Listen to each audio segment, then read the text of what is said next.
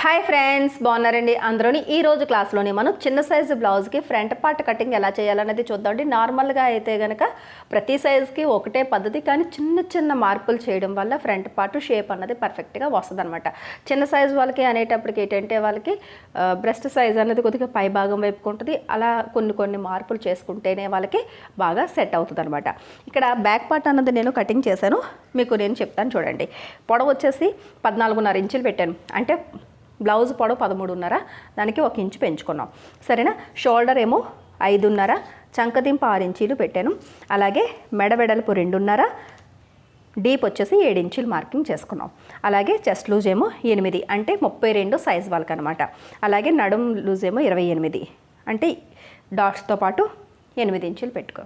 ఇది సైజ్ అనేటప్పటికి మీకు చెస్ట్ లూజ్ అనేది 30, 32, 34 వరకు కూడా ఫ్రంట్ పార్ట్లోని చిన్న మార్పులు అన్నవి చేసుకోవాలి. సరేనండి.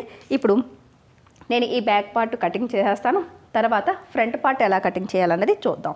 ఫ్రంట్ పార్ట్లోని నెక్ డీప్ కూడా బ్యాక్ పార్ట్లోని కొద్దిగా మార్కింగ్ చేసుకుంటే ఫ్రంట్ పార్ట్ కటింగ్ చేసుకోవడం ఈజీ అవుతుంది. ఇలా పైనుంచి ఈ చిన్న సైజు వాళ్ళకి 6 ఇంచులు మాత్రమే మనం డీప్ అన్నది పెట్టాలి. కొద్ది కిందకి కట్టుకుంటాము అని అనుకున్న వాళ్ళకి 6.5 ఇంచులు కూడా పెట్టుకోవచ్చు. చిన్న సైజు కదా అనేవి పైకి పెట్టేవాల్సిన అవసరం లేదండి. వాళ్ళకి కూడా బ్లౌజ్ అన్నది మనం 6 ఇంచుల డీప్ అన్నది కంపల్సరీగా పెట్టాల్సిందే. సరేనా. ఇప్పుడు మెడ వదిలేసి మిగతాదంతా బ్యాక్ పార్ట్ అంతా ఫస్ట్ మనం కటింగ్ చేసుకుంటాం. కోరంచులు ఏమో మనకి ఆపోజిట్ డైరెక్షన్లో ఉన్నాయి, ఫోల్డింగ్ మన వైపు ఉంది. సరేనా.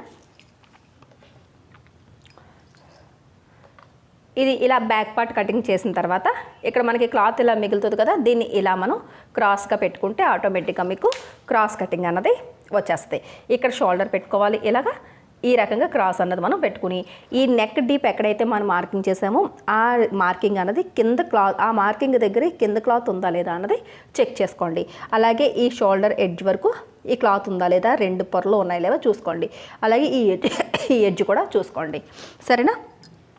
ఇప్పుడు ఇక్కడ మెడ డీప్ ఉంది చూసారా, ఈ 6 ఇంచులది ఇక్కడ కిందకి కూడా మార్కింగ్ పడేటట్టు ఇలా మార్కింగ్ చేసుకోండి. దాని తర్వాత ఈ ఫోల్డింగ్ అంచంటే ఒక లైన్ అన్నది ఇలా గీసుకోండి. దాని తర్వాత ఈ కింద అంచు ఉంది చూసారా, ఈ కింద అంచును కూడా ఇలా లైన్గా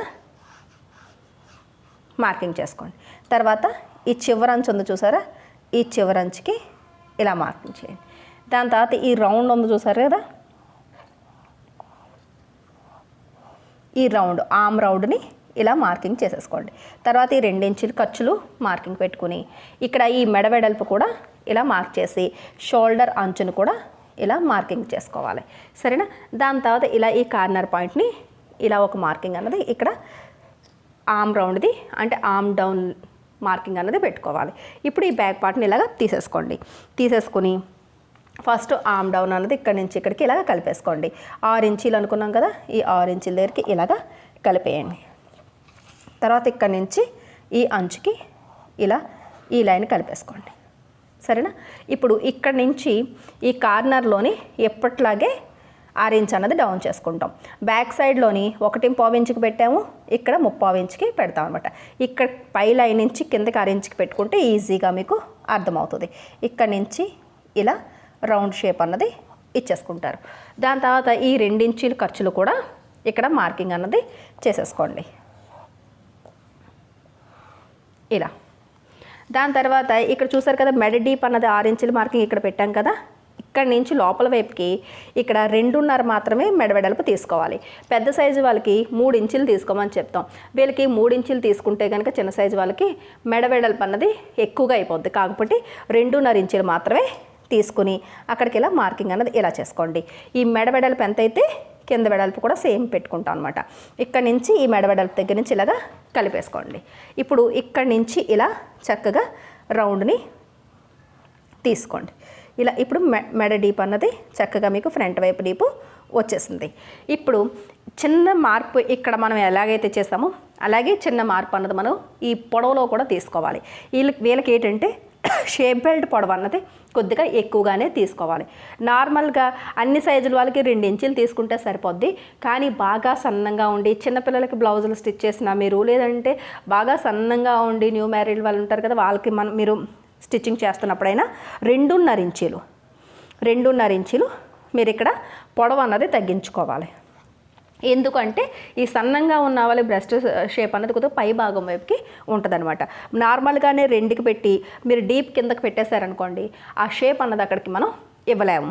అందుకని ఒక 1 ఇంచ్ అన్నది మనం పైకే మార్కింగ్ అన్నది చేసుకోవాలి. ఇక్కడి నుంచి ఈ రకంగా కలిపేసుకోండి. దాని తర్వాత ఇక్కడి నుంచి 1 ఇంచుకి ఒక మార్కింగ్ చేసి ఇలా అడ్డు లైన్ మీద 3 ఇంచుల దగ్గర చేసి ఒక 1/2 ఇంచ్ అన్నది కిందకి డౌన్ చేస్తారు. సరేనా? ఇప్పుడు ఇక్కడి నుంచి ఇది ఇలా కలపాలి. ఈ లైన్కి ఇక్కడి నుంచి 1/2 ఇంచుకి కలిపి ఇక్కడి నుంచి ఇలా నెమ్మదిగా తీసుకొచ్చి ఈ కార్నర్ పాయింట్ దగ్గర తీసుకురావాలి. ఇక్కడి నుంచి ఇలా జస్ట్ ఒక 6 ఇంచ్ అన్నది ఇలా పైకి ఇలా తీసుకొస్తే మీకు ఆటోమేటిక్గా చూసారు కదా రౌండ్ షేప్ అన్నది మీకు పర్ఫెక్ట్గా వస్తుంది. సరేనండి, ఇలా మనం ఫ్రంట్ పార్ట్ని కటింగ్ చేసుకోవాలి. ఇప్పుడు నడుం దగ్గర చాలామందికి ఏంటంటే 2 ఇంచీలు ఈ ఖర్చులు అన్నవి మిగలవు. ఎందుకు అంటే డాట్స్ వేసిన తర్వాత క్లాత్ ఉందా లేదా అన్నది మనం చెక్ చేసుకోవాలన్నమాట. ఇప్పుడు అది ఎలా చెక్ చేసుకోవాలి అంటే కనుక నడుంలో 4వ వంతు ఎంత అన్నది ఫస్ట్ మనం చూసుకోవాలి. ఈ బ్లౌజ్ నడుము వచ్చేసి 28 ఇంచీలు. 28లో సగం ఏమో 14లో సగం 7 ఇంచీలు. ఈ 7 ఇంచీలకి ఇప్పుడు డాట్ ఎంత వెడల్పు వేసుకుంటారో అంతా కలపాలి. ఇక్కడి నుంచి నేను ఈ సైజు వాళ్ళకి 2.5 ఇంచీలు వదిలేసి బ్రెస్ట్ కొద్దిగా హెవీగానే పర్లేదు బాగానే ఉంది అని అనుకున్న వాళ్ళకి 2.5, లేదు అంటే 2 ఇంచీలే సరిపోద్ది. నేను 2 ఇంచీలకే మార్కింగ్ చేస్తున్నాను. ఈ సైజు వాళ్ళకి 2 ఇంచుల డాట్ అన్నది సరిపోద్ది. అంటే ఈ 7 ఇంచెస్కి 2 ఇంచులు కలపాలి. కలిపితే 9 ఇంచీలు వచ్చింది. ఇప్పుడు ఈ 9 ఇంచీలకి ఈ ఖర్చులు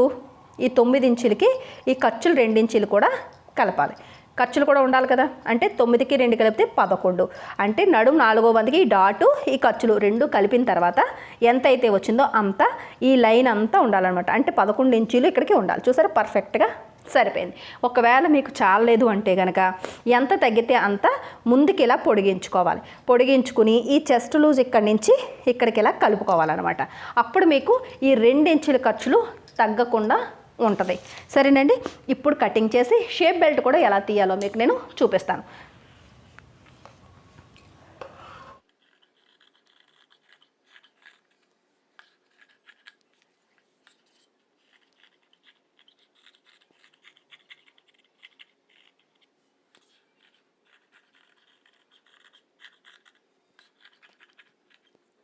ఈ బ్యాక్ పార్ట్ నెక్ కూడా కటింగ్ చేసేయండి. దాని తర్వాత మనకి షేప్ బెల్ట్ ఎలా కటింగ్ చేయాలన్నది చూపిస్తాను. ఇలా ఇప్పుడు బ్యాక్ పార్ట్ మీదకి ఇలా ఫ్రంట్ పార్ట్ని ఇలా పెడితే షోల్డర్ 2 సరిపోవాలి. అలాగే ఫోల్డింగ్ దగ్గరికి ఈ అంచు రావాలి. ఇక్కడ ఈ 2 ఇంచుల ఖర్చులు సమానంగా ఉండాలి. ఈ 1/2 ఇంచ్ డిస్టెన్స్ అన్నది క్లియర్గా తెలియాలి. అలా అయితేనే మీరు ఫ్రంట్ పార్ట్ పర్ఫెక్ట్గా కటింగ్ చేశారని అర్థం. సరేనా?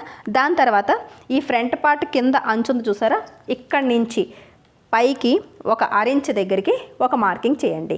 ఒక మార్కింగ్ చేసినా ఓకే, లేదంటే ఇలా 1/2 ఇంచ్ పైకి ఇలా పెట్టి ఇక్కడి నుంచి డైరెక్ట్గా ఎంత ఉందో చూసేసుకుని మార్కింగ్ చేసేసుకున్నా ఓకే. కాకపోతే మీకు బిగినర్స్కి కూడా అర్థం అవ్వాలని సింపుల్ మెథడ్లో చెప్తాం అన్నమాట. ఇక్కడ కూడా ఈ కింద అంచు నుంచి కూడా ఒక 1/2 ఇంచ్కి ఒక మార్కింగ్ చేయండి. ఇప్పుడు కొలుచుకోండి. ఈ 1/2 ఇంచ్ నుంచి కిందకి హుక్కుల వైపు ఎంత ఉంది? నాకైతే 4 ఇంచీలు వచ్చింది. మీకు 4 ఇంచీలనే ఏమీ లేదు, ఒక 4.5 రావచ్చు, లేదంటే పావు తక్కువ 4 రావచ్చు. ఎందుకంటే మీరు తీసే షేప్ని బట్టి పైకి వెళ్తుంది. ఎంతైతే మీరు షేప్ తీసారో దానికి మిగిలిందంతా షేప్ బెల్ట్ కంపల్సరీగా ఇవ్వాల్సిందే. ఇక్కడ కూడా సేమ్ అదే మెథడ్. ఇక్కడ నాకు 3 ఇంచీలు వచ్చింది. సరేనా? దాని తర్వాత మొత్తం బ్యాక్ సైడు నడుం వెడల్పు అంతా ఎంత ఉందో చూసుకోండి. నాకు 10 ఇంచీలు వచ్చింది. ఇప్పుడు ఈ 3 కొలతలతోని షేప్ బెల్ట్ని తీసుకోవాలి. సరేనా? ఇప్పుడు ఇది ఉంది చూసారా, కోరంచులు 2 ఇటువైపు సమానంగా ఉండేటట్టుగా ఒకసారి చూసుకోండి. ఇటువైపుకి ఇలా మార్చుకుంటే ఇక్కడ మనకి ఇటువైపు 2 ముక్కలు, ఇటువైపు 2 ముక్కలు, షేప్ బెల్ట్ 4 కూడా ఇక్కడే వచ్చేస్తాయి అన్నమాట. సరేనా? ఇప్పుడు మనం అనుకున్న ఈ నడుం ఉంది చూసారా, ఈ నడుం వెడల్పు అంతా మనకి 10 ఇంచీలు వచ్చింది కదా, ఆ 10 ఇంచీలు ఇక్కడ మార్కింగ్ చేసుకోవాలి. సరేనా? ఇలా ఇక్కడి నుంచి ఇక్కడికి ఉక్కుల వైపు కొలిస్తే 4 ఇంచీలు వచ్చింది కదా, ఇది చూడు 4 ఇంచీలు వచ్చింది కదా, ఈ 4 ఇక్కడి నుంచి ఇక్కడికి మార్కింగ్ చేసుకోవాలి. ఈ 3 ఇంచీలు ఈ 1/2 ఇంచ్ దగ్గర నుంచి ఇక్కడ కలిపితే వచ్చింది కదా, అది ఈ లాస్ట్ని మార్కింగ్ చేసుకోవాలి. ఇప్పుడు ఈ 2 మార్కింగ్లు కలుపుతూ మనకి షేప్ బెల్ట్కి షేప్ ఇచ్చుకోవాలి. షేపు నార్మల్గానే ఇలా ఇచ్చేసుకుంటే సరిపోద్ది. ఒకవేళ ఇవ్వడం రాదు అని అనుకున్న వాళ్ళు ఈ చివరి నుంచి 3.5 ఇంచుల దగ్గర ఇలాగా లైన్గా మార్కింగ్ చేయండి. మార్కింగ్ చేసి ఇక్కడ ఎంతైతే పెట్టారో హుక్కుల దగ్గర అంతే దానికి 1 ఇంచు తగ్గించేయండి.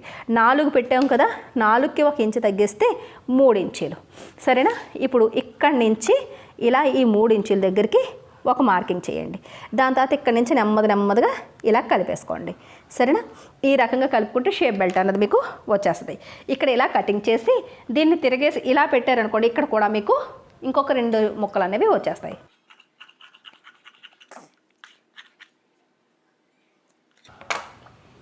దాని తర్వాత ఇది ఇలా పెట్టి చూసారు కదా, ఇక్కడ నుంచి ఇలా కటింగ్ చేస్తే చక్కగా ఇక్కడ కూడా షేప్ బెల్ట్లు వస్తాయి.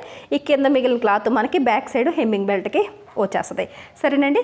ఈ రకంగా మనకి ఫ్రంట్ పార్ట్ అన్నది ఇలా కటింగ్ చేసుకుని ఈ 2.5 ఇంచుల దగ్గర పెడితే కనుక షేప్ బెల్ట్ యొక్క కింద అంచు బ్యాక్ సైడ్ కింద అంచుకి పర్ఫెక్ట్గా సరిపోవాలి. మనం ఇందాక మార్కింగ్ చేసిన 6 ఇంచులకి ఈ అంచు పెట్టినప్పుడు. సరేనా? అప్పుడు మీకు ఫ్రంట్ పార్ట్ పర్ఫెక్ట్గా షేప్ బెల్ట్తో పాటుగా కటింగ్ వచ్చినట్టు. ఇలా చెక్ చేసుకుంటూ కటింగ్ చేయండి. చిన్న సైజ్ బ్లౌజులకి ఈ మాత్రం మార్పులు చిన్నవి చేసుకుంటే సరిపోద్ది. వీడియో నచ్చినట్లయితే కనుక ఒక లైక్ ఇవ్వండి. మన అమ్మ ఫ్యాషన్ వాళ్ళ ఛానల్ని సబ్స్క్రైబ్ చేసుకోవడం మర్చిపోకండి. మళ్ళీ నెక్స్ట్ క్లాస్లో కలుద్దాం.